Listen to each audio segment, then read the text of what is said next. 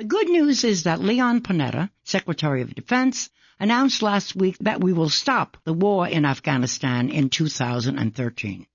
Of course, we won't really leave Afghanistan. We'll train them to kill better. Kill who, we don't know. But you can bet it will be with American arms. Still, we'll take whatever peace we can get. What will that peace look like with this drawing down of troops? With us now is a man who might have an answer. He is the creator of Brave New Films and the producer-director of Rethink Afghanistan, Robert Greenwald. So, Robert Greenwald, welcome to Connect the Dots. Thank you. It's good to be with you again. Yes, and it's wonderful to have you. And hopefully we will remain in a good mood as we analyze why Leon Panetta has announced that we're going to get out of Afghanistan early. Hopefully there's nothing nefarious going on. Now, we look to you. Tell us what's going on. Well, I think that it is a time when we should all take a moment and remember that whatever it was 2 years ago, 3 years ago, right after Obama had been elected, and everyone was saying this is the good war, and our Rethink Afghanistan campaign launched, and you and your listeners and a few others said, no, this is not the good war. And we began working with, many others, a campaign that ultimately turned public opinion from something like 75-80% in favor of the war to 75-80% against it. And that's been a huge factor in the announcement that as of 2013, the troops will not be undertaking military actions. They will be taking support actions. Obviously, it should have been sooner. Lives were lost. $500 billion, B as in billion dollars, will have been spent. But it is another example of pressure, activism, and organizing.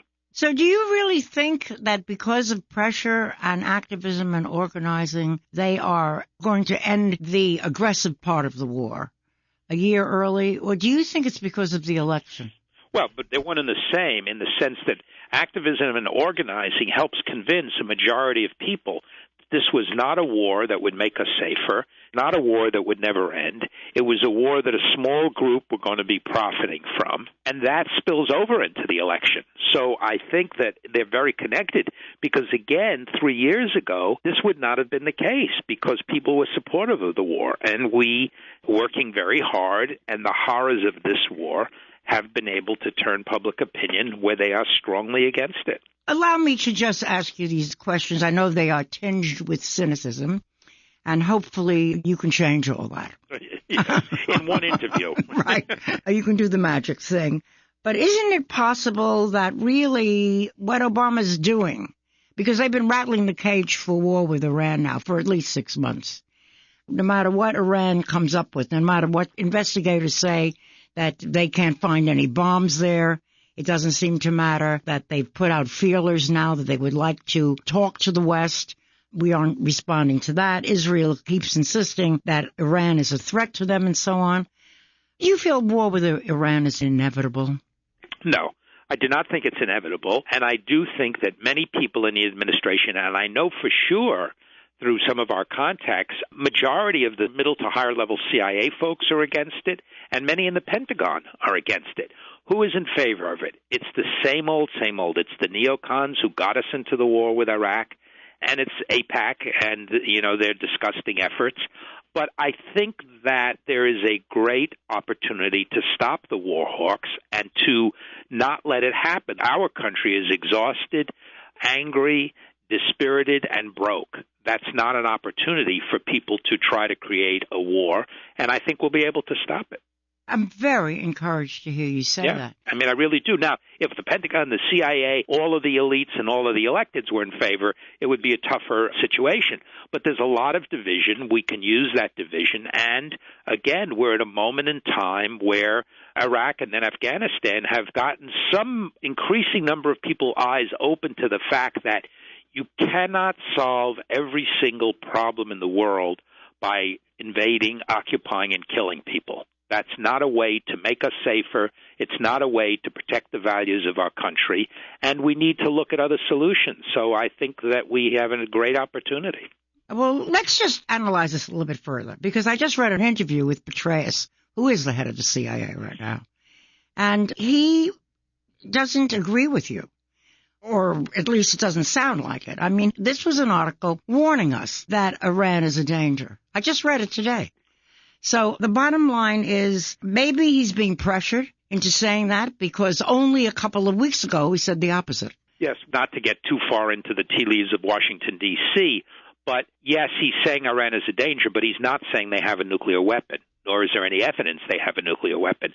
And that's going to be the dividing line. Now, there are many people who can make a very coherent argument why Iran is not a danger, why it's a smallish country that does not have the capacity or the ability to invade and go into other countries. But that's the logical argument. But even going to the Petraeus side, which says they're dangerous, the evidence that supposedly is the reason to go to war is that they're building a bomb. And he and the CIA in the report 2 days ago were very clear they do not have that evidence. It is not happening as far as anyone knows. That's correct. Only AIPAC is the one who thinks that they've got a bomb and we have to attack them immediately. AIPAC and Netanyahu and the Likud and the right wing in Israel. But Iraq didn't have weapons of mass destruction. So it's kind of same old, isn't it? I mean, well, but we thought they did. There was a case being made. Intelligence was manipulated. We had Powell go before the United Nations. We had Condoleezza Rice talking about the smoking bomb. And you can't play that same game again, number one. And number two, in this case, the intelligence analysts are saying, no, there is no evidence they have a bomb. With Iraq, we said there was the aluminum tubes and all those horrible distortions that we lived through, but that were advocating that there was evidence they had a bomb. Here, there is no evidence to that. And so the lies have not moved that far along. That is true. Now, one other question to end my cynicism, which I'm very anxious to get rid of, by the way. Good. Well, in honor of the new year. History has proven that when there is war, the country does not like to change horses in the middle of the stream, if you pardon the expression. They don't like to change presidents. And don't you think it would help Obama get reelected if he was involved in a war against Iran? No. You know, we've been through 2 terrible wars in a recent period of time. I think people are opposed to it. And I tell you, just the level of pain and grief, you would have to be a murderous psychopath to get up in the morning, look in the mirror, and say, I'm going to start a war so I can get reelected. And whatever people's differences with Obama on a variety of policy issues, I don't think one could call him a psychopath from that point of view who could blatantly sacrifice the lives that would be entailed in such a war. Plus, again, remember, he's surrounded by Pentagon and CIA people, many of whom are opposed to this. Bush was surrounded by folks, the neocons, Cheney, Rumsfeld, who were in favor of it. So we have a very, very different scenario now. And, you know, we have all the incredible organizing that can be done and will be done on social media, which is one of the huge things, you know, with our Rethink Afghanistan campaign, using Facebook, using website, and, you know, and what we've seen with the Arab Spring, and just in little ways what I'm seeing on my Twitter feed, on my Facebook page. There's huge ways to reach people today that didn't even exist a few years ago that are literally helping to change the world. Occupy folks. Hopefully those ways will remain. You know, just last week or the week before, we were worried about SOPA, which was that bill to stop copyright piracy. And we almost lost the Internet in terms of censorship, that it was wide open for censorship. So hopefully the fact that the Congress did not vote for it, well, it was an amazing victory for the Internet forces. Absolutely. I mean, you know, they went against the toughest, among the most sophisticated expertise and lobbyists and turned it around, including senators who were sponsors of that bill running away from it. We haven't seen a victory like that in a long time. No, but the people did rise. It was a wonderful thing to see. The people really caused that. And I really have to congratulate you, Robert Greenwald, on Rethink Afghanistan, because that was an enormous campaign that Brave New Films launched, and it was a terrific video. Yeah. And it was displayed everywhere, and you were relentless about it, and it was incredibly convincing. So why don't we just give you credit for the fact that we're getting out of Afghanistan? Well, you know, relentless was my middle name. So, but I mean, it is one of the big lessons in all of these. And again, Lila, you and your audience, you know, there are a lot of tough battles. Obviously, there are discouraging days, but we have significant victories. And this is a day to know that lives are going to be saved, troops are going to come home earlier, less Afghanis are going to be killed, partly as a function of relentless pressure here. Again, I'm not pretending it's all going to be good and perfect. There'll be too many troops left there. There'll be private contractors. But it's a whole hell of a lot better than it was when we began the Rethink Afghanistan and the efforts of many people. True. So thank you for all of your efforts, because really, Robert, I do think that your campaign really sparked a tremendous move on the part of the people. One last question. The fact that the right-wing Jewish party and the whole right-wing element that's existing in Israel now is of great concern to liberal Jews like myself and like you and like, I think, the majority of the Jewish world population, that our heritage is being very badly soiled, polluted, really, by the right wing who is so militaristic, and simply with every passing year, every year that separates us from the Holocaust, the feeling of paranoia among the right-wing Jewish community seems to be greater. What can we do about that?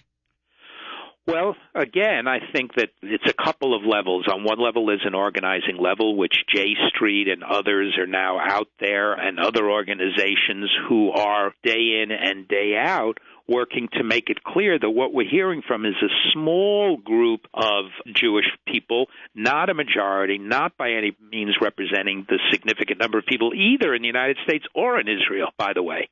So I think there's organizing, and then there's also, again, speaking to your elected representatives to the degree that I think you need both campaigns, an inside and an outside campaign, social movement and electoral pressure. I think we need to do both, because that's where the victories come from. They don't come from just staying in the electoral place, but they also don't come from totally ignoring the power that the electeds have. And AIPAC gets up every day, wines, dines, meets, and talks to members of the House, members of the Senate, and we can and will counter that. That sounds like another very good video to me. Yes. Well, there is no lack of good videos, and again, thanks to the support of your listeners, which allows us to keep going, because we, like you guys do, survive on people who support us, who do take action and are able to provide some dollars. So in that case, how about telling us where our listeners can log on in case they have an urge to do exactly that? They can go to bravenewfoundation.org. They can go to the website. They can go to any one of our Facebook pages, including a Rethink Afghanistan Facebook page. We now have a Koch brothers exposed Facebook page where we're going to be launching a full-length film in late March about the Koch brothers. And we have Cuéntame, which is Latino-oriented on Facebook and very, very active. It sounds like you are a going concern. So, Robert Greenwald, let's keep in touch. Definitely. Thank you so much for joining us. My pleasure.